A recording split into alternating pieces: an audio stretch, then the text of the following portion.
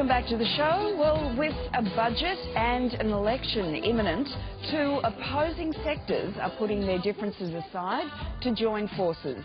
The Australian Council of Social Service and the Business Council of Australia are together demanding political parties do more about tax reform.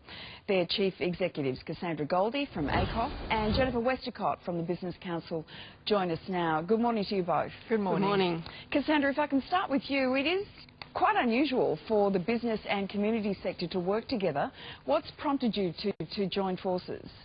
Well, Lisa, I think both the business community and the community sector know that, we have a tax system for a really important reason. We need good revenue for critical things like health, education, social safety net, but of course we need that revenue to be raised in a way which is good for economic growth and growing jobs.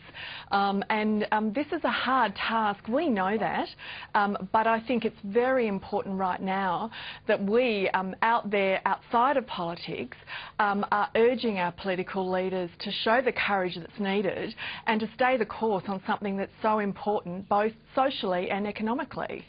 So Jennifer, what is it exactly that you're calling for?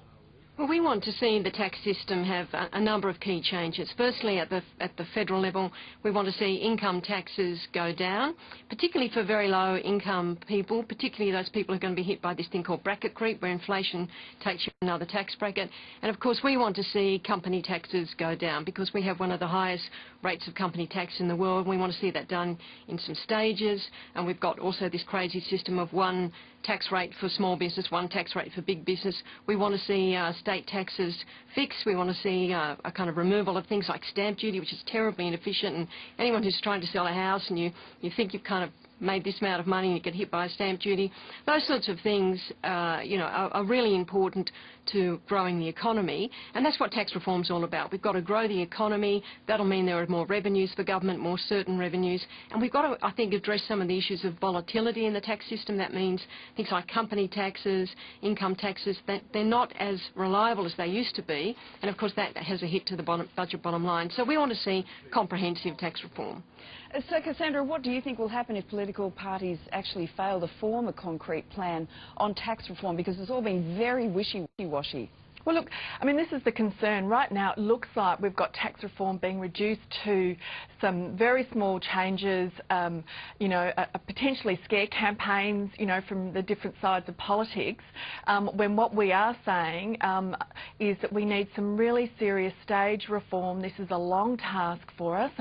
I think both the business community and ACOSS, we want to see, better fairness in the system, confidence that people are paying their fair share, and, the business community is talking about that as well. We think there is a case over time for us addressing the company tax rate, but of course we also want to make sure that there are closing down of some of those unfair loopholes, and so there is common ground here for us. And at the moment we are concerned that going into a federal election there'll be pressure on political parties to rule out changes. We're going to do one little thing and then we won't touch it again, everybody, don't panic, when in fact we need a very steadied, careful approach to this. And so I guess Jennifer and I felt today was very important to come out and say, look, we want to see a comprehensive tax reform stay on the table because it's so crucial for us to have the kind of revenue we need in a country that is, after all, relatively doing well, but confidence in good reform, leadership from government is what we all need.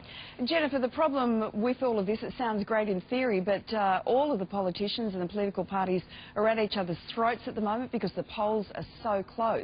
What do you think your chances are of being able to get what are basically populist politicians these days finding some common ground here?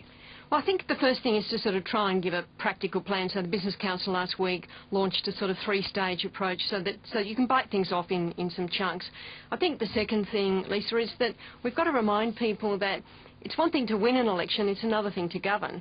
And you've got to govern in the national interest. And we've got some, some big challenges coming our way with globalisation, with the digital economy, and we need a better tax system so that we can kind of make that transition into a different sort of economy across the world. So, it's very important that organisations like ACOSS and the Business Council work together to say we want a fair system, we want a better system, and to try and point the way to the priorities, and obviously continue to work with politicians to at least get the reform to be staged go in the right direction and stay the course. And maybe getting exactly what we vote for and sticking to it.